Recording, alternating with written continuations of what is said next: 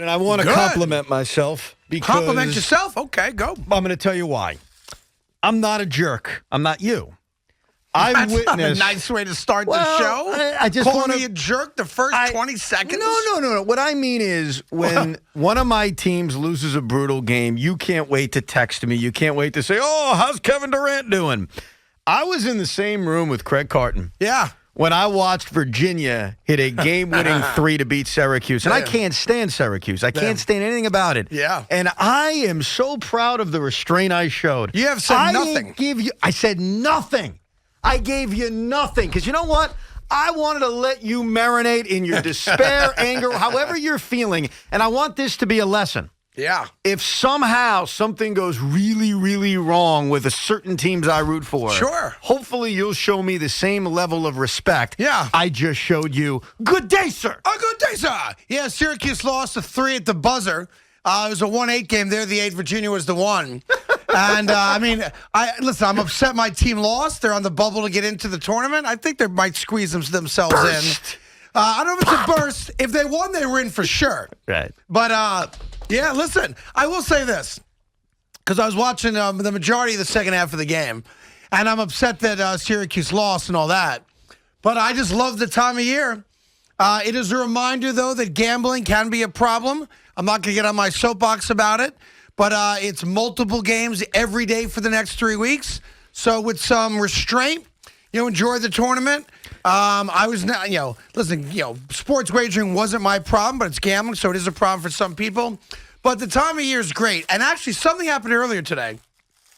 Before we get to all the local stuff and the Yanks and all that stuff, and the Jets and all that stuff, Duke won their first tournament game. Yes. And then announced today that they are pulling out of the ACC tournament, and effectively they have said that their season is over. Yeah, they're done. Which is such a typical Weasley move for Mike Krzyzewski and Duke. Great, maybe the greatest college coach of all time, and certainly one of the greatest programs of all time. Not taking anything away from the success.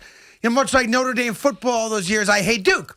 I respect Mike Krzyzewski a great deal, but as a Syracuse guy, I hate Duke because they win so much, right? Of course. But in the 1 year where they're clearly not going to make the tournament, unless they made an improbable run through the ACC tournament, which, in my opinion, they were not going to do. In a year in which their best player said, I'm out of this crap. Jalen Johnson. I want no part of this mess. All right? I got to go prepare for the NBA draft. I'm not going to be bothered playing in March. Duke did something that is so, genius and at the same time snake in the grass. They knew they weren't going to make the tournament. So rather than suffer the indignity of hearing the competition committee announce that Duke, much like Kentucky this year, is going to be on the outside looking in and have to deal with that, they took themselves out. So Duke is not going to have on its record that they didn't make the tournament. They won their first ACC tournament game, so they were going to play another game. Right. Now they have a kid apparently with COVID, not 7 kids, but I believe 1 kid. That's what I have heard, yes. Who in the program has COVID. They were going to be eligible to play. But rather than play and suffer the indignity of whether it's losing today's game, tomorrow's game, but not winning the ACC tournament and not making it to the big dance, they withdrew themselves so Krzyzewski's record stays intact. Well, unbelievably genius and snake in the grass at the same time. You are much more cynical than I am. But I'll give it to you that maybe that happened. But here's the good news for you and the good news for anybody that doesn't like Duke. History will point out that Duke missed the 2021 NCAA tournament. As long as it's not written with the caveat that they self-withdrew, then I'm good. History remembers things. You know how, sometimes the NCAA will take away a Heisman Trophy? Yes. Or they'll take away a national championship? Yes. History ignores that. History says, sure, you can take that away, but we know what really happened. You'd agree with that. Yeah. No one's denying Reggie Bush won a Heisman. Right. If you say Reggie Bush, you'll say, yeah, he won a Heisman. You're not going to say, oh, no, he didn't win a Heisman. It was taken away. That's not true. History has eyes. History writes things down. and history will say that Duke had a bad year this year. That's what it'll say. So I don't know what happened. It does appear like it's one test. It does feel very convenient, as you pointed out. It is so convenient. For them to say, we're done, we're out of here. The one thing, should I even counter with something, or should I just say, you know what, you're right, Duke's evil? Yeah, listen, we don't have to argue or disagree. I'm not arguing. I don't really know. Yeah. I'm not arguing. I think what I'm saying makes complete sense to you. It does make complete. You know what? I've decided not to counter. Yeah. I've decided it's not. What's the point? I don't think there's a counter. I mean, to me, it's so obvious. Listen, a month and a half ago, Krzyzewski didn't even want there to be a tournament. Yeah. All of a sudden, when they're under 500 for the majority of the season. And you know right? what? It's related but unrelated in a way. That Jalen Johnson you talked about was a kid who opted out. And I remember he was getting so much crap for opting out. Yeah. What a quitter. What a this. What Jalen Johnson did is he put the best interest of himself first. And as a kid who's not getting paid to play basketball that we know of, right? There's nothing wrong with that. And you know who the ultimate winner is today? Jalen Johnson. That's right. Because he saw it coming and said, I'm going to beat everybody. I'm just going to get ready for the NBA draft. Yeah, he's going to be a multimillionaire in a couple months. Good for him. And everything will work out for him. And you're right. He doesn't get paid. The head coach gets millions and millions of dollars from sneaker deals and, TV and radio shows and everything else. So, this time of year is great. The tournament is great.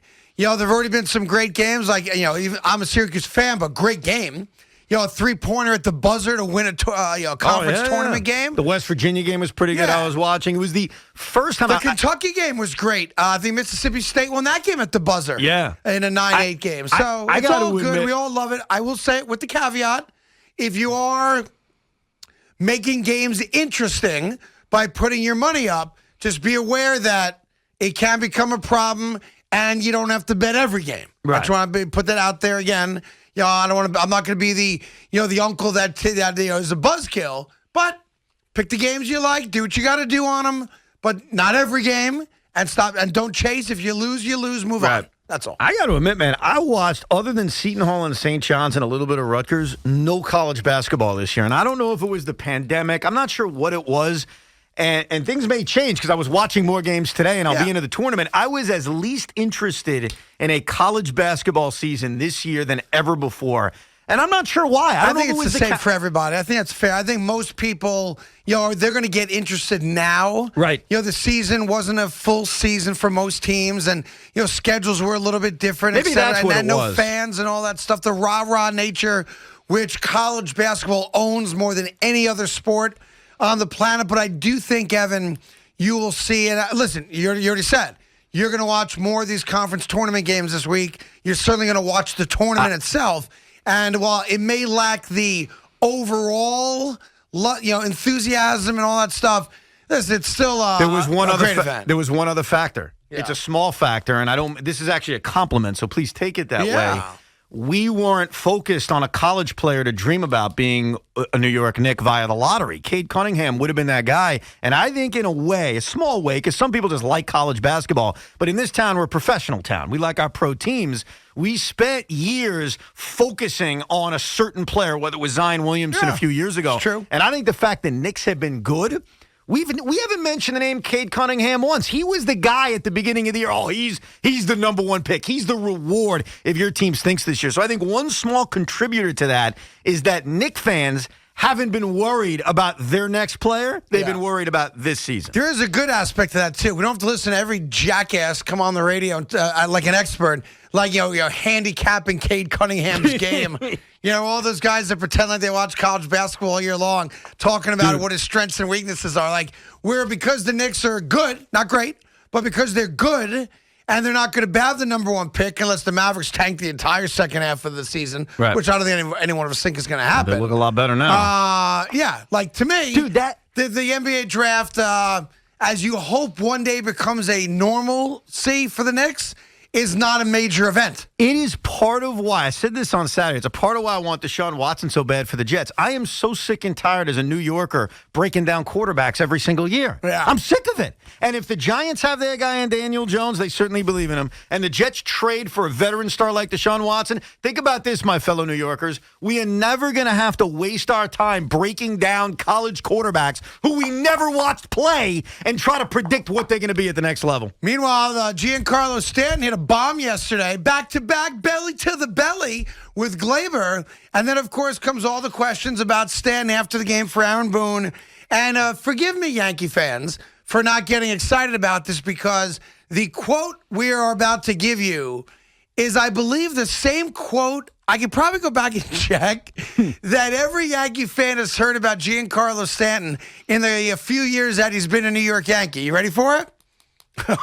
Are you ready? I'm all ears, baby. Here's Aaron Boone, as we call him, the Boone Dog. Some people call him Booney. I think we're going with Is Boone that what Dog. we're going with, Boone Dog? Well, I don't know what you're going to call him, but I'm going Boone Dog, I think.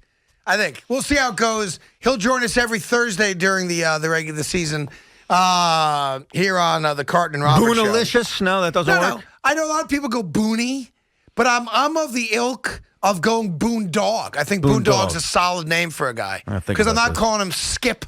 It's either going to be Aaron, AB, or Boone Dog because I hate Booney. I think I'm going with Skipper. I think I'm going to go just lean right You're into it. going to say, hey, Skip? Hey, Skip. Yeah, every question. Be like, listen, Skipper, Well, what do you think of this move? Here's what Skip said. What did the Skipper say?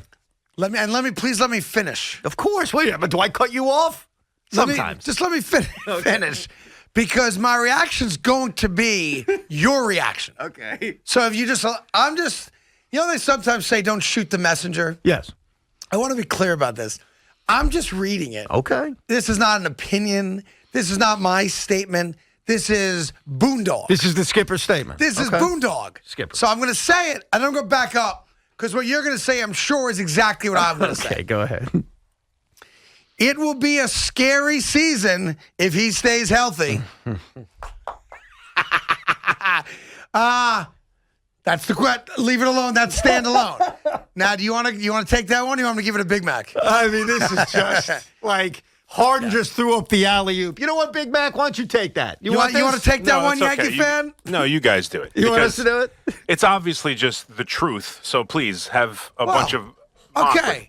It is the truth. I mean, the guy is coming off a postseason where you couldn't get him out, and he hit a home run in every damn game. So if he does stay healthy, he's going to have a monster year. Yes. Haven't we heard that little rhetoric Of course before? we have. Of course we have. We've heard it with everyone. But it seems like more so with him. Yes. Like, you, as a Yankee fan, you are disappointed. In other than last postseason, Giancarlo Stanton has been a major disappointment as a New York Yankee. Why has he been a major disappointment? Because of his health. Examine it. Well, it's two things. Go ahead. It's his health. That's obvious, and it's true. The last 2 years, the guy's barely played, though. I do appreciate what C-Mac said, because no one remembers what C-Mac said. Giancarlo Stanton was a monster in the playoffs last year, and the reason no one cares and no one thinks about it is because they lost. It's not his fault, but they lost. But here's the second thing, and this is also forgotten about. You're right. He hasn't played. He's played 41 regular season games the last 2 years. Right. In 2018, his first year here, Giancarlo Stanton was an Iron Man. I'm not joking. He played 158 games that year. Yep. Aaron Judge was banged up. The constant was Giancarlo Stanton. But here was the problem. Even though Giancarlo put up good numbers, they weren't great numbers. It wasn't MVP numbers. They weren't the 59, 132 he did the year before. And he didn't perform in the postseason.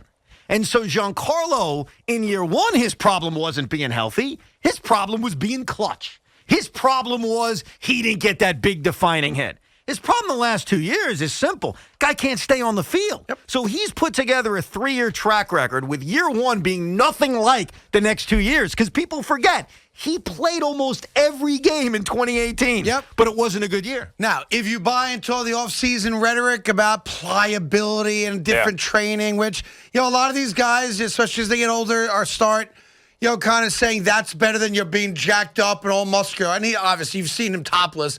The dude's just ridiculous. He's like Michelangelo's David. Yeah. But I think, listen, if it's like, everyone talks about, how's the pitching staff going to be? Is Kluber going to be healthy? Is Tyone going to be healthy? When does Britton get back? All legit, all fair. With the New York Mets, is Syndergaard going to be an integral part of this rotation come July? What are we going to get out of J.D. Davis? All legit, all can't argue any of it. But the reality is, from a Yankee perspective, you can talk about all that stuff. If this dude is healthy because of a different workout regimen or whatever the case may be, Yankee fans have yet to see that guy as the guy they signed. Hasn't happened yet. Well, but here's my question to that. The guy they acquired from the Marlins is who? If the bar is the MVP player from 2017 who hit literally 59 home runs, I got to tell you, man, we may never see that. That's called a career year. If that's the bar, don't expect it. If your bar is, I don't know, what he did in 2014 or even what he did in 2018, his first year here, where he hits 38 home runs and drives in over 100 runs, yeah, if he's healthy, he's a lock to do that. Yep. But I think one of the problems Stanton had, Craig, when they acquired him, is they acquired him off of a historically good season. Yep. Is he going to be able to do that in other words, again? there's only one place to go from that, and it ain't up. Dude. Because he's not hitting 65, batting 305, That's the and thing. knocking in $140. That The ain't guy happening. won the MVP and hit 59 home runs and 132 RBIs. Let that marinate in everybody's head. If that's your expectation as a Yankee fan, look, the odds are very low he's ever going to hit that again.